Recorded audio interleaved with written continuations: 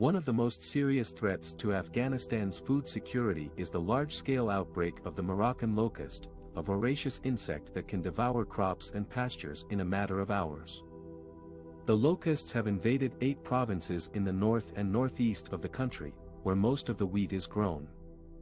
Wheat is the staple food for more than 80% of Afghans and accounts for about half of their daily calorie intake.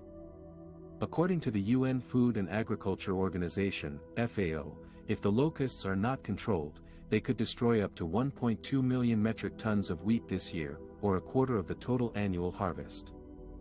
This would be a devastating blow to a country that is already facing a severe humanitarian crisis, with millions of people at risk of famine, malnutrition and displacement due to conflict, drought and economic collapse. The Moroccan locust is one of the most economically damaging plant pests in the world, as it can eat more than 150 species of plants, including tree crops, pastures and 50 food crops.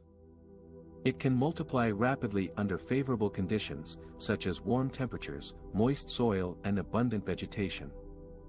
A single female locust can lay up to 300 eggs in her lifetime, and a swarm can cover hundreds of square kilometers and contain billions of insects. The locusts can fly up to 150 kilometers per day and cross borders easily, posing a threat to neighboring countries as well. The FAO has warned that the locust outbreak in Afghanistan is likely to worsen in the coming months, as the insects mature and form swarms that can move across large distances and cause massive crop losses. The agency has urged for urgent action to prevent a full-scale disaster that could push millions more people into hunger and poverty.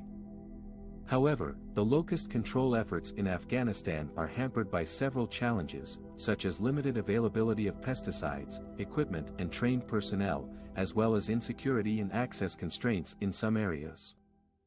The FAO is working with the government and other partners to provide technical and financial support for locust surveillance and control operations, as well as to protect the livelihoods and food security of affected farmers and communities.